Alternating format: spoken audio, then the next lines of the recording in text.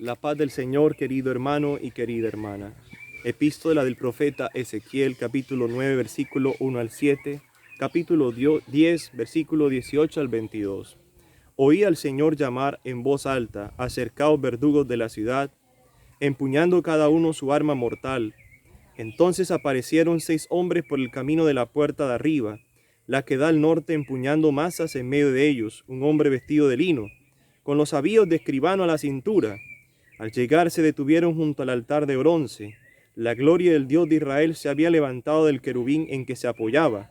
Yendo a ponerse en el umbral del templo, llamó al hombre vestido de lino, con los avíos de escribano a la cintura, y le dijo: el Señor recorre la ciudad, atraviesa Jerusalén y marca en la frente a los que gimen afligidos por las abominaciones que en ella se cometen.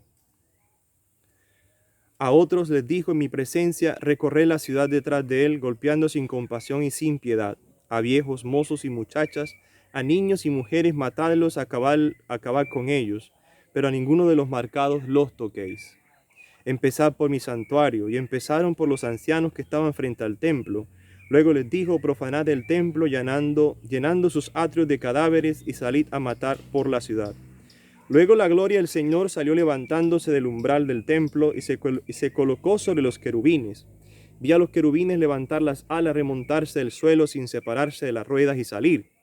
Y se detuvo junto a la puerta oriental de la casa del Señor. Mientras tanto, la gloria del Dios de Israel sobresalía por encima de ellos. Eran los seres vivientes que yo había visto debajo del Dios de Israel a orillas del río Quebar, y me di cuenta de que eran querubines. Tenían 4 rostros y 4 alas, cada uno, y una especie de brazos humanos debajo de las alas, y su fisonomía era la de los rostros que yo había contemplado a orillas del río Quebar. Caminaban de frente. Salmo 112. La gloria del Señor se eleva sobre el cielo. Alabad, siervos del Señor, alabad el nombre del Señor. Bendito sea el nombre del Señor, ahora y por siempre. De la salida del sol hasta su ocaso, alabado sea el nombre del Señor. El Señor se eleva sobre todos los pueblos, su gloria sobre el cielo. ¿Quién como el Señor Dios nuestro, que se eleva en su trono y se abaja para mirar al cielo y a la tierra? Secuencia del Santo Evangelio según San Mateo, capítulo 18, versículo 15 al 20. En aquel tiempo dijo Jesús a sus discípulos: si tu hermano peca, repréndelo a solas entre los dos. Si te hace caso, has salvado a tu hermano. Si no te hace caso, llama a otro o a otros 2 para que todo el asunto quede confirmado por boca de 2 o 3 testigos. Si no les hace caso, díselo a la comunidad, y si no hace caso ni siquiera a la comunidad, considéralo como un pagano o un publicano. Os aseguro que todo lo que atéis en la tierra quedará atado en el cielo, y todo lo que desatéis en la tierra quedará desatado en el cielo. Os aseguro además que si 2 de vosotros se ponen de acuerdo en la tierra para pedir algo, se lo dará mi Padre del cielo, porque donde 2 o 3 están reunidos en mi nombre, allí estoy yo en medio de ellos.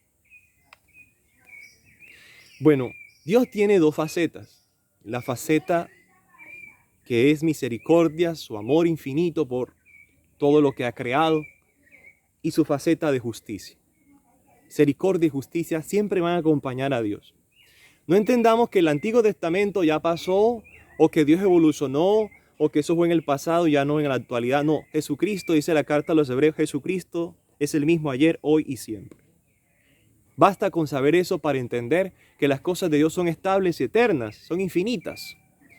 Entonces, hay algunas interpretaciones malintencionadas que dividen el Antiguo del Nuevo Testamento, que el Antiguo Testamento no tiene nada que ver con el Nuevo Testamento y así viceversa. Eso es falso. Nuestro Dios es uno solo. Nuestro Dios repulsa el mal. El Antiguo Testamento se refiere a la repulsión del pecado. Dios manifiesta que no gusta del mal, de la perversidad de los hombres. Y prueba de eso son las acciones que Dios le permite realizar a sus querubines, como en el día de hoy, a los ángeles, en el tiempo, por ejemplo, del faraón, que los ejércitos del faraón fueron hundidos, precipitados en el mar.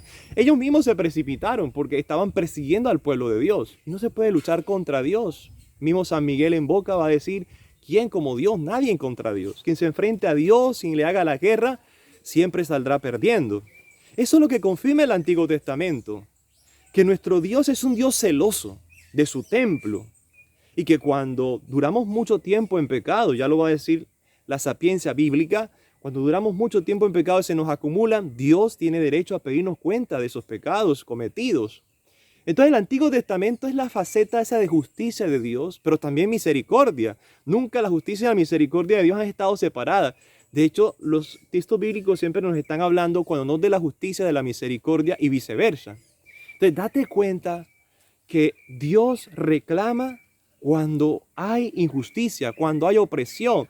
¿De qué se da cuenta Dios en la primera lectura, en Ezequiel? Se está dando cuenta de la opresión de los inocentes, se está dando cuenta de la falta de compasión de los fuertes. ¿Y qué hace Dios? Da una orden y sella a los elegidos. En el Apocalipsis dice que hay unos que van a ser sellados, que son los que cumplen los mandamientos de la ley de Dios. A esos son los que le hace la guerra al enemigo de Dios. Y están sellados en la frente y en la mano para decir, es decir, la mente es la doctrina que profesamos verdadera de Dios. Dios te sella a través de sus mandamientos, de su doctrina perfecta católica. Antes era el judaísmo, pero ya el judaísmo pasó a un segundo plano por su apostasía y su rechazo al Mesías, y entonces esa predilección pasó al mundo católico, a la iglesia fundada en Cristo, en Pedro, en el Papa. Entonces, pero mira, date cuenta que cuando nos alejamos de Dios, siempre hay una consecuencia de esos pecados cometidos y Dios nos los hace saber. El Evangelio nos está diciendo sobre eso. Cuando un hermano tuyo está en pecado, llámalo aparte. Si no te hace caso, busca otro más, otros 2 testigos más. Y si no, repréndelo o échalo de la comunidad a la final si no quiere obedecer. Es eso, que Dios te está mostrando su faceta de justicia, pero siempre lo hace advirtiéndote, siempre lo hace avisándote con tiempo, porque en eso consiste su misericordia. Te da mucho tiempo y es muy paciente para que tú recapacites en medio de tus consecuencias, en medio de tus sufrimientos, en medio de las cosas que vivamos en el momento como malas. Es para darnos cuenta de que hay una consecuencia que se está efectuando en nosotros y San Pablo la entendió muy bien. Por un pecado entró la muerte al mundo. Entonces ahí está diciéndote, el pecado trae desgracia en uno. Por lo tanto, nuestra finalidad es volvernos a Dios, no por miedo, no porque ellos nos vaya a echar al infierno, no. De hecho, eso existe, sí, pero no lo vas a hacer por eso, lo vas a hacer por amor. Y aunque no hubiera, dice una santica, aunque no hubiera infierno, le temiera, y aunque hubiera cielo, le amara. Enamorarse de Dios, para eso estamos aquí, para contemplarlo. Ayer hablamos sobre el ser niños, ser como niños, volver a ese amor primero con Dios si lo hemos perdido, si nos hemos desviado, revisar nuestras acciones, porque una cosa podemos decir, yo creo en Dios, pero nuestras acciones están desviadas. Entonces revisar toda la integridad del ser para corroborar que nuestra vida realmente sí depende de Dios y no esperar a que hayan consecuencias calamitosas como en la antigüedad para que podamos reflexionar. Que Dios te bendiga. Que la Reina de la Paz te conceda su bendición maternal en el nombre del Padre, del Hijo y del Espíritu Santo. Amén. Que tengas un bendecido día.